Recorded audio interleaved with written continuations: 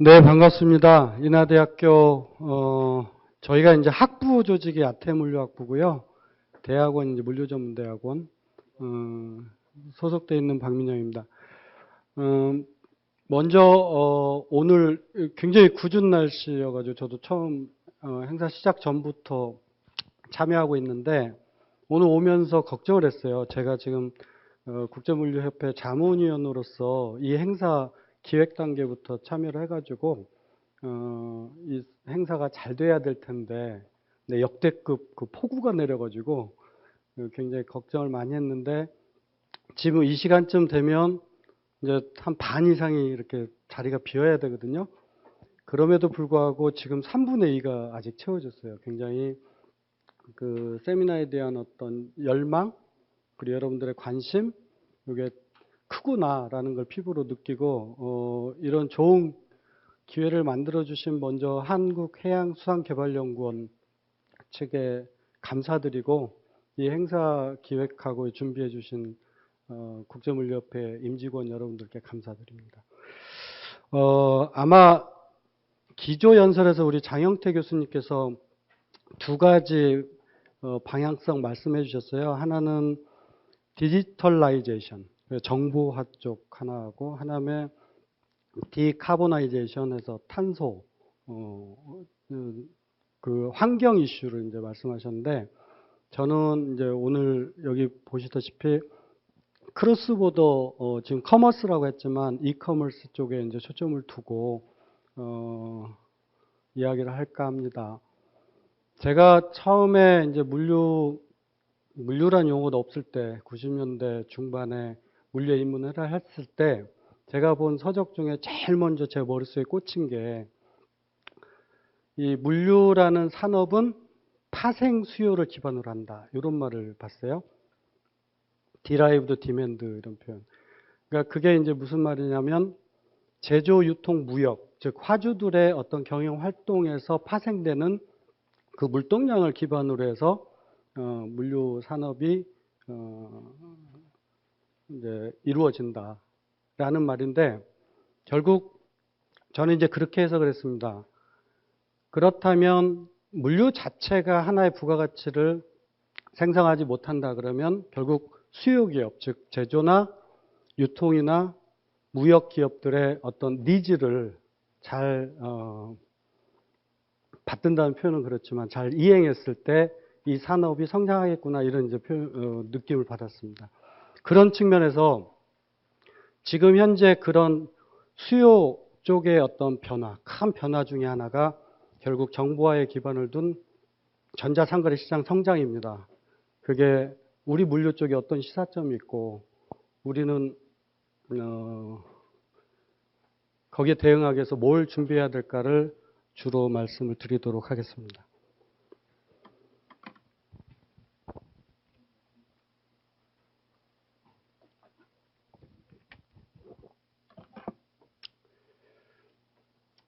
먼저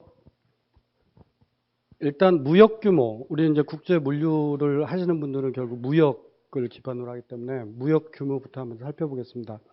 우리나라 국내 총생산이 2021년도 OECD 자료 보니까 약 1.8조 달러입니다.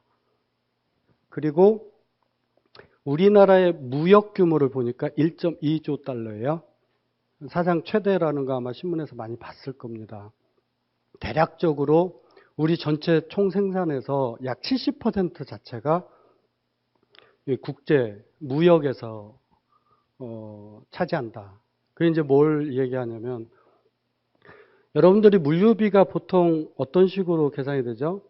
보통 국가 물류비, 기업 물류비 하지만 대충 전체 GDP의 뭐 10% 내외 이야기를 하면, 그럼 우리가 우리나라를 기준점으로 하는 물류비 규모를 추산할 수가 있습니다.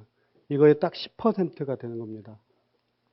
그럼 그 10% 물량을 다른 나라에서 발생하는 게 아니라 우리나라를 기준점으로 하는 약 10%의 그 물량을 우리 기업들이 다 수행하느냐, 몇 퍼센트나 수행할까? 정확한 지금 통계는 없습니다. 제 추산으로는 약 30%도 안 되는 것 같습니다. 예.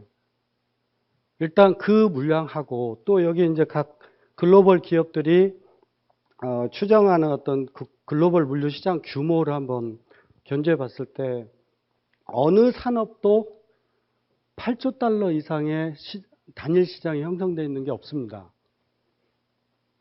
물론 이제 유통이나 이런 쪽에는 있겠지만 이 정도 규모, 2024년에는 약 15조 달러까지 추정을 하던데 어쨌든 이 거대한 시장이 있다라는 걸 먼저 주지하시기 바랍니다. 그래서 요 물류 시장을 우리 물류 기업들이 어떻게 차지해야 될지 이제 거기에 대한 고민이 같이 해야 될 부분이다라고 생각합니다. 근데 현재 진행 중인 거는 뭐 앞에서 워낙 많이 말씀하셨으니까 저는 여기서 그냥 지나가겠습니다. 일단은 이런 공급망 위기가 그게 어떤 원인이 됐든지 간에 물류의 중요성을 굉장히 강조하고 있다. 그리고 국가 단위, 그리고 기업 단위, 일반 개인까지도 이제 물류가 굉장히 중요하고 그 기능과 역할에 대해서 이론은 없는 것 같습니다. 일찍이 이제 물류가 기업 경영에서 굉장히 중요하다라는 걸 학문적으로 강조했던 분하고 실무적인 관점에서 강조해가지고 오늘날 삼성전자가 세계적인 어떤 기업으로 성장하는 데 크게 일조했던 분입니다. 일단은 기업 경쟁력, 국가 경쟁력 이거의 원천은 결국 물류 경쟁력에 달려 있다라고 해도 과언이 아닐 정도로 그만큼 우리가 하고 있는 일에 대해서 자부심을 가져도 되겠다라는 말씀을 드립니다. 이 무역 시장에서 이제 무역 규모에서 아까 1.2조 달러라고 했습니다. 우리나라의 그 지금 해외 직구, 역직구 그 시장 규모가 지금 2020년도 자료 보니까 약 10조 원 규모입니다. 수출이 5.1조 원, 수입이 4.9조 원. 그래서 약 10조 정도 되던데 지금 국내외적으로 이런 온라인과 오프라인의 어떤 경쟁이 굉장히 심화되고 있습니다. 국내적으로 보니까 2020년도에 약 160조 원인데 작년도 통계 보니까 180조 원 시장으로 성장됐고 국내 소매 시장에서 약 40%를 전자상거래가 차지하고 있습니다. 거기에 따라서 이제 택배 시장 성장한다는 얘기고요. 이런 성장 배경이 결국은 기술 발전과 그리고 수요자 관점에서 어떤 인식 변화, 니즈가 바뀌기 때문에 폭발적으로 성장하고 있다라고 해석이 됩니다. 유통하는 분들은 이런 말을 하더라고요. 온라인 쇼핑몰, 온라인 채널을 카테고리 킬러다. 우리가 오프라인에서 굉장히 뭐 어떤 그 기준을 가지고 비용이나 고객 편익 관점에서 이렇게 서로 분류를 할 수가 있습니다. 근데 온라인은 기본적으로 이러한 어떤 유통 채널, 기존의 유통 채널들을 다 무시하고 확장하는 그런 성격을 가지고 있습니다. 그래서 지금 기존의 오프라인 유통 기업들도 온라인을 하나의 큰 중요한 채널로 지금 구축 중인 걸로 진행이 되고 있습니다. 그래서 이걸 국경 간 전자상거래, 이게 이제 국내 내수에서 유통해서 이제 온라인 채널이 있다 그러면 국가 간 거래에 의해서도 이런 상거래가 온라인으로 지금 진행 중입니다.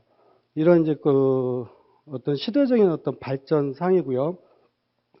지금까지 앞에서 많이 논의되는 것들이 대부분이 B2B 영역입니다. 여러분들이 아마 지금 하고 계시는 업무도 국제물류 영역도 대부분이 B2B 베이스로 이루어질 것이다라고 저는 추정하고 있습니다.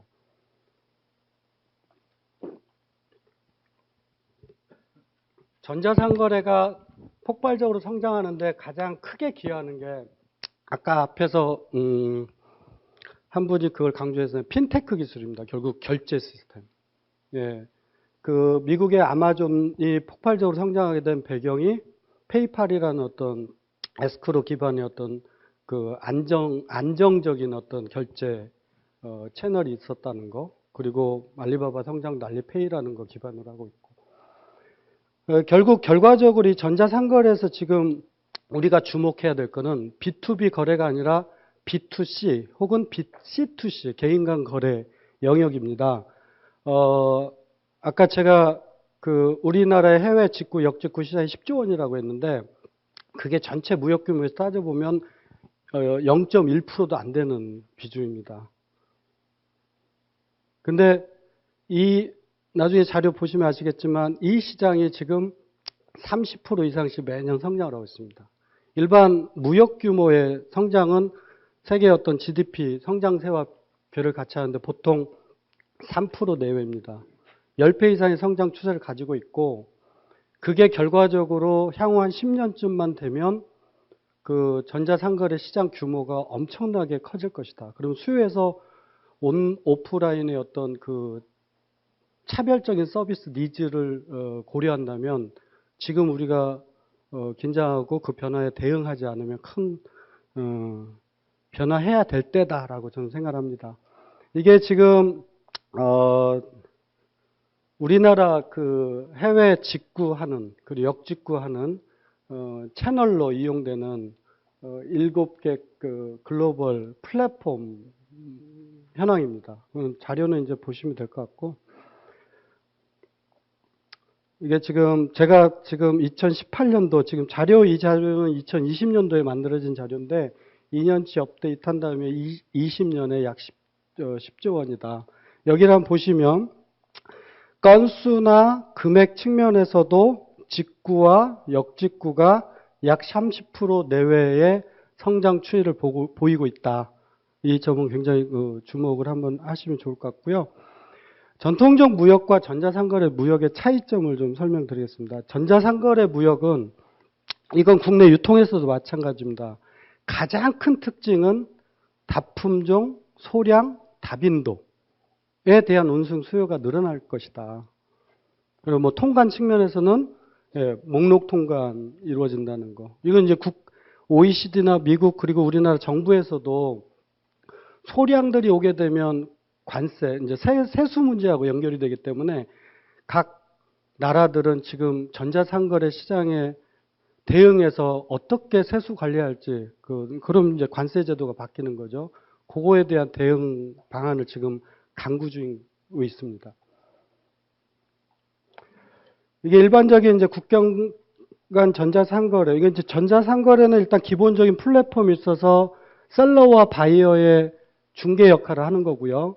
모든 정보는 우리가 SCM에서 보통 세 개의 큰 흐름을 주목해라 보통 얘기하거든요. 하나는 정보의 흐름. 이거는 이제 서로 상거래에 있어서 그 상품 정보와 거래 정보가 왔다 갔다 하는 거고, 두 번째는 돈이 왔다 갔다 합니다.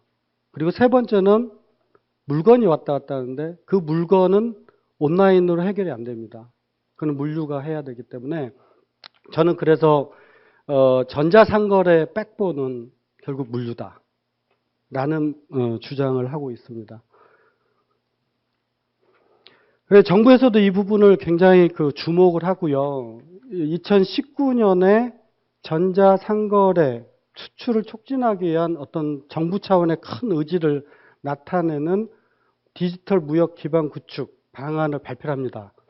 거기에 이제 주요 사업이고요. 지금 제가 오늘 주로 얘기하는 부분은 이 부분인데요.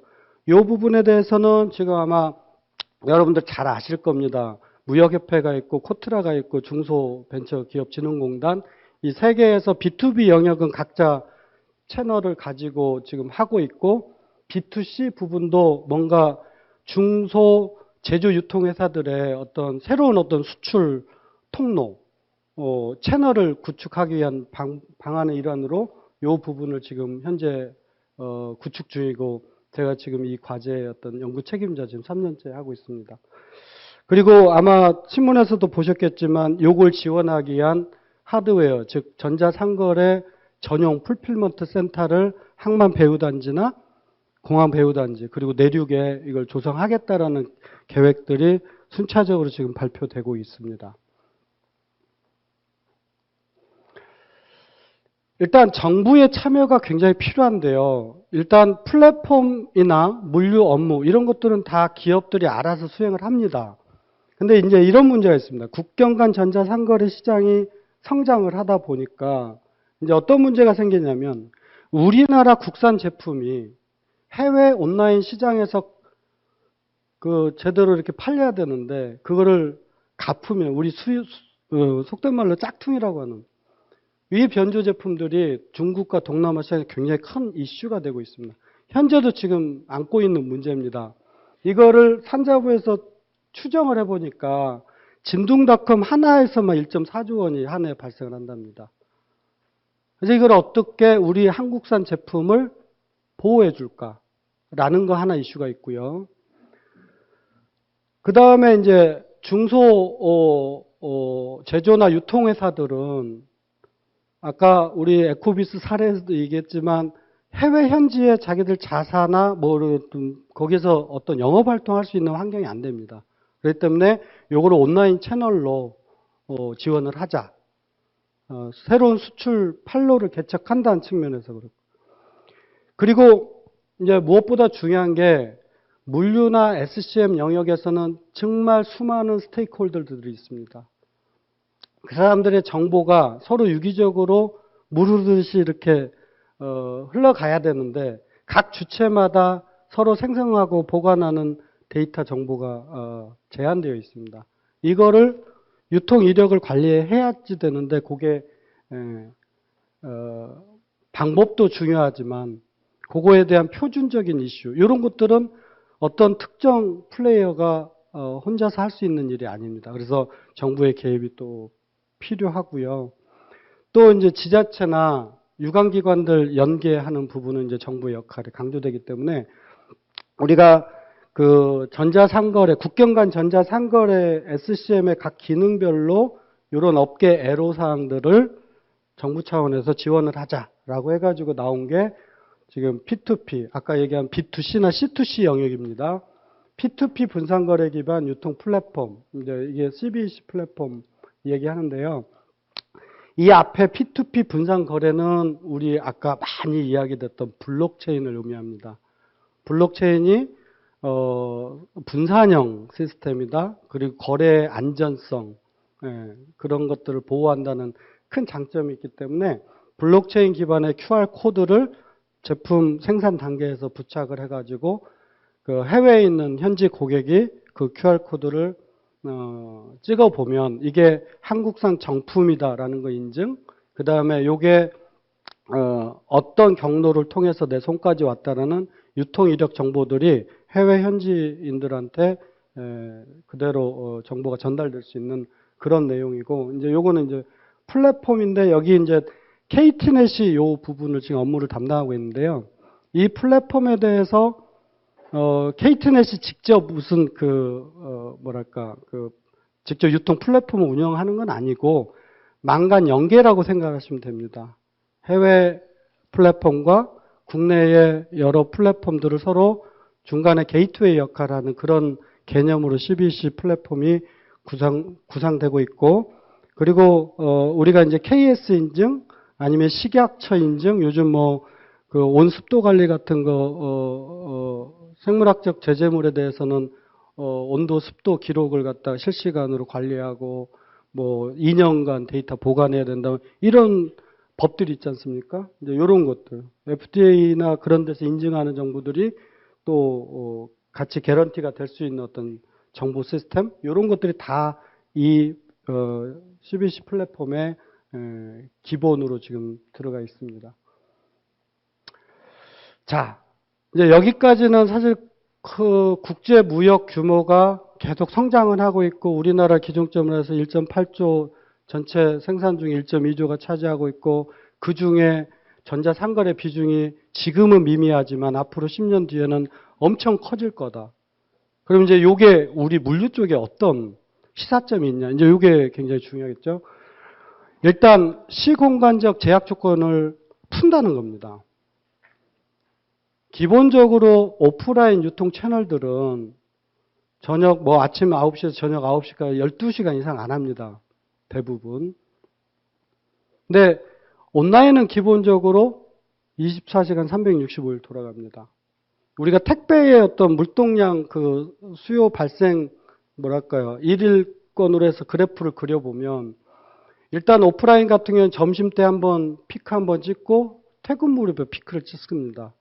거기에 맞춰서 컷오프 타임을 보통 5시 정도, 오후 5시, 6시 이런 식으로 해서 이길 배송 이런 운영 시스템을 갖지 않습니까? 근데 전자상거래는 안 그렇습니다. 전자상거래는 물론 이제 전자상거래도 채널별로 다릅니다. 뭐 웹 베이스로 모바일 베이스, SNS, 또 TV 홈쇼핑 이런 이제 다양한 또 채널이 있지만 기본적으로 밤 늦게 많이 나옵니다. 밤 10시 이후에. 여러분들 개인 행태 많이 변하셨죠? 쇼핑을 이제 하루 일과 다 끝나고 침대 위에서 쇼핑하지 않습니까?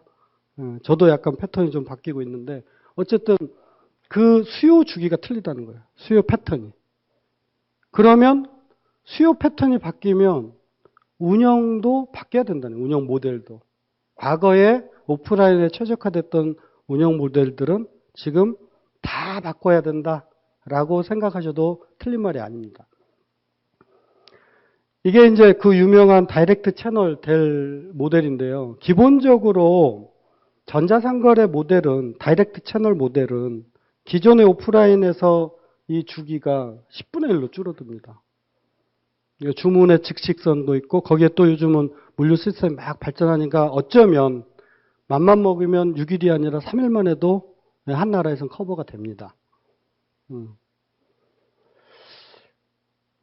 또 하나 이제 우리가 보통 전형적인 오프라인의 서플라이 체인의 모델은 이런 형태입니다. 그래서 이런 스토어에서 과거에는 개인 고객이 가서 마지막 라스트 마일을 개인이 담당했다 그러면 요즘은 동네 슈퍼도 얼마 이상 하면 다 배달, 문전 앞까지 배달해 주지 않습니까? 이제 이 영향인데요. 온라인은 기본적으로 다이렉트로 연결을 할 수밖에 없습니다. 그죠? 주문은 온라인으로 들어오기 때문에. 근데 여기에서 또 한 가지 변화가 이 그냥 소매점이 아니라 유통 회사가 다이렉트 채널을 만들고 요즘은 더 나가서 제조회사가 다이렉트 채널을 만듭니다. 아마 나이키 사례를 아마 여러분들 많이 들어보셨을 거예요. 나이키는 아마존에서 다 뺐습니다. 2년 전에. 그리고 개인 고객들하고 독자적으로 채널을 구축하고 직접 합니다. 이게 향후 제가 볼 때 5년 이내에 급격하게 이런 모델들이 출현할 겁니다. 개인적으로 삼성전자 같은 경우도 기존의 대리점 기반의 어떤 유통망도 삼성전자 SDS를 통해서 다이렉트 채널 구축하면 안 되겠습니까? 충분히 가능하죠. 그래서 이러한 채널이 서플라이 체인의 어떤 채널 자체가 지금 이렇게 확대된다는 거, 이거 굉장히 주목할 만한 일이고요. 자, 이런 결과를 통해서 지금 나타나고 있는 게 새로운 물류 수요가 지금. 아까 앞에서 막 얘기했죠. 풀필먼트 센터의 수요가 증가하고 규모도 커지고 과거의 단순 보관 운송 기능이 이제는 피킹, 패킹, 소팅, 로딩, 언로딩 뭐 이런 풀필먼트 안에서 이루어지는 것들. 이게 굉장히 지금 증가하고 있는. 이게 지금 현재 우리 물류업계에 물류 부동산에 대한 어떤 수요가 엄청나게 늘어나는 그 이유이기도 합니다. 이거는 우리나라에 국한된 문제가 아니고 전 세계적인 현상입니다.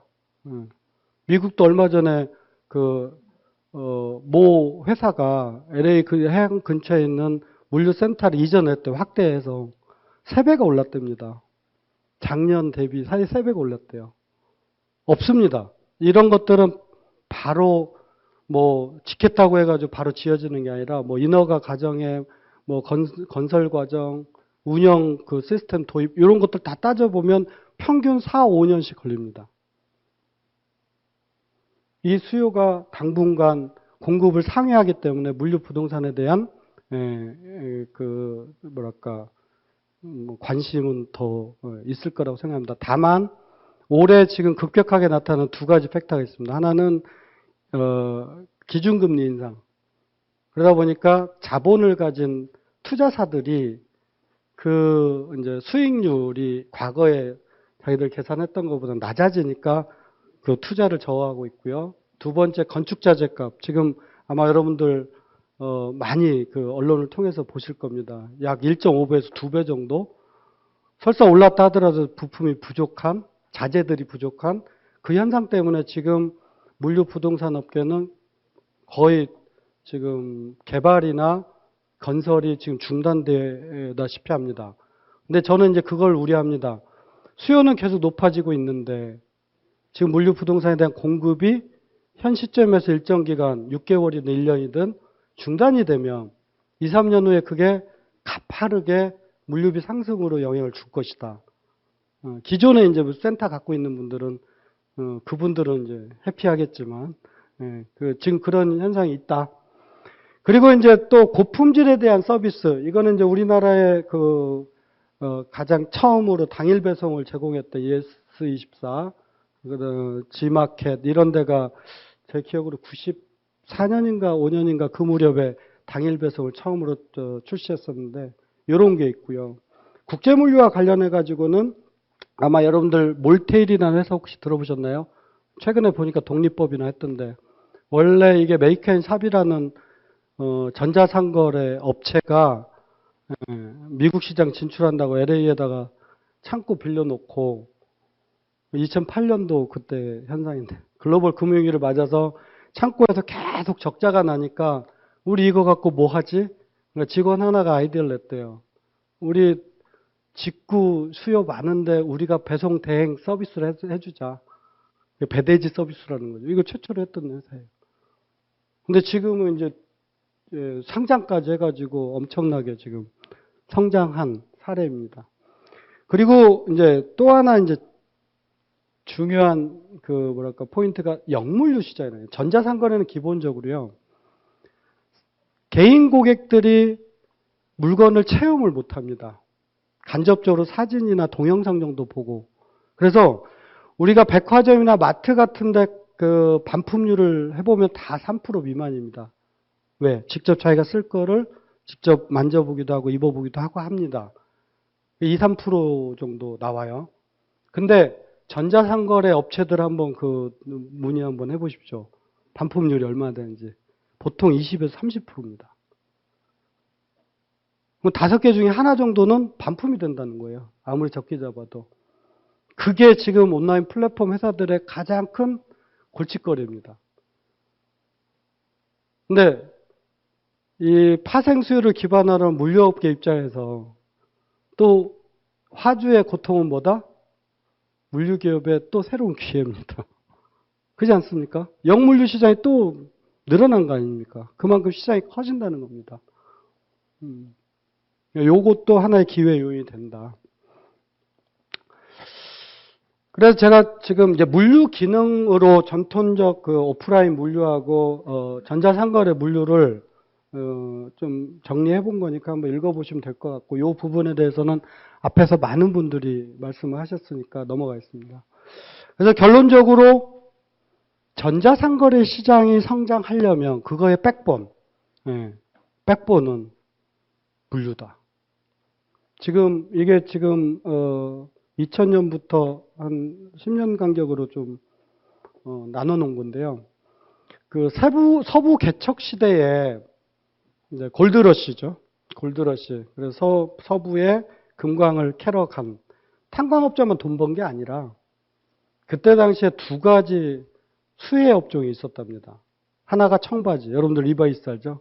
그 무렵에 생겼습니다. 청바지. 두 번째가 운송회사. 여러분들 잘 아시는 스탠포드 대학 있죠? 서부의 최고 명문 스탠포드 대학이 그 사람들의 돈 번 배경이 철도 운송으로 돈을 벌었습니다. 그래서 혹시 스탠포드 대학 가보시면 본관 앞에 이렇게 화단에 철도 레일이 상징적으로 있습니다. 근데 21세기에 이제 전자상거래 성장으로 인해서 가장 큰 수혜 업종 단연 물류입니다. 지금 우리 택배 시장 성장, 택배뿐만이 아닙니다. 우리가 알고 있는 택배하고 또 요즘 말하는 풀필먼트 라스트 마일 서비스는 또 다른 형태의 물류 서비스입니다. 이제 그런 새로운 시장들이 생겨나고 있다. 그래서 전자상거래 시장이 커지면 커질수록 우리 물류 업계는 굉장히 기회가 많이 올 것이다. 그리고 지금은 아주 미미한 0.1%밖에 차지하지 않는 국경 간 전자상거래도 향후에 10년 후면 그게 몇 퍼센트가 될지 아무도 장담을 못합니다. 국내도 보면 제가 2006년도에 처음 우리나라 전자상거래 비중을 보면 전체 소매시장의 3% 내외였거든요. 그게 지금 딱 15년 지나니까 30%를 상회했습니다. 10배 이상 성장했습니다. 그죠? 10배가 아니죠, 실제로는. 예. 엄청나게 빠른 속도로 성장을 하더라. 그래서 그게 먼 후의 얘기가 아니다. 당장 그 체제로 준비를 하셔야 된다라는 말씀을 드립니다. 이게 이제 기본적으로 이커머스와 종합물류 서비스 요거에 대한 일종의 밸류 체인이죠. 근데 여기에서 이제 여러분들이 보셔야 될 게 이제 많은 그 물류업을 기존에 하고 계시는 전문가님들이나 대표님들이 저한테 문의를 하세요. 앞으로는 뭐 먹고 살아야 되노? 이런 얘기 많이 하세요. 뭘 어떻게 해야 되냐? 아마 여기 계신 분들도 아마 똑같이 공통된 화두일 거라고 생각합니다. 일단 기본적으로 여러분들은 기본 업무가 있습니다. 포워딩이라는 어떤 물류 주선업이라는 그런 기본 업무가 있고 이제 확장해야 될 게 이게 다 기능들입니다. C2C, B2C 영역과 B2B 영역. 아까 통관, 에코비스 대표님 말씀하셨죠. 물류업체가 통관도 해야 되더라. 유통도 해야 되더라. 때로는 수입상이 돼야 되더라. 자기 기본 역량에다가 어느 쪽으로 확장을 할지 요 기능을 일단 보십시오. 저는 핀테크도 굉장히 중요하다고 생각합니다. 요즘같이 환율 변동성이 큰 때는 환해지 할 수 있는 수단이 없습니다. 그래서 제가 농담으로 그 KT넷 사장님한테 핀테크도 같이 고민하시죠. 이랬더니 그러면서 제가 그 얘기했거든요. 가상화폐를 여기서 한번 연구해 보시죠. 그랬더니 그분이 이제 그 공무원 출신이신데 가상화폐는 불법입니다. 딱 한마디 하는 바람에 제가 입을 딱 닫을 수밖에 없었는데 이미 가상화폐라는 거는 필요해서도 지금 성장을 하고 있습니다. 이미. 그 등락은 하겠지만 어떤 식으로든 블록체인 환경하에 P2P 거래 환경이 되면 그러면 기존의 은행 업무가 많이 바뀔 거다. 기능이. 그럼 환해지 할 수 있는 우리 토스라는 회사 혹시 들어보셨나요?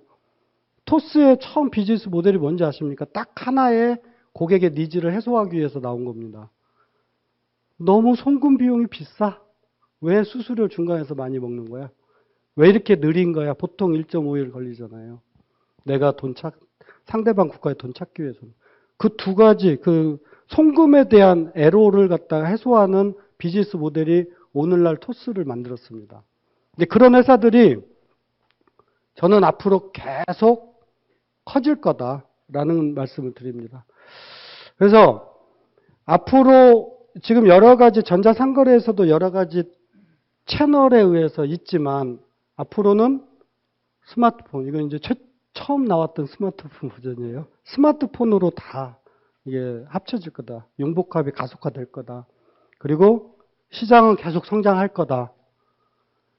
네, 여기에서 이제 여러분들이 새로운 비즈니스 모델이나 그 다음에 업의 영역을 확장하시려면 결국 크게 세 주체가 있습니다. 첫 번째는 개인 고객이고요. 개인 고객의 니즈입니다.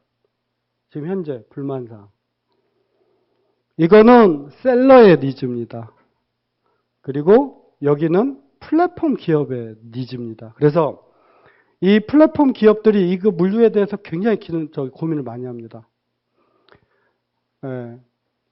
일단 자기가 직접 하든지 아니면 아웃소싱을 하든지 둘 중 하나 의사결정을 합니다. 이 의사결정 로직이고요.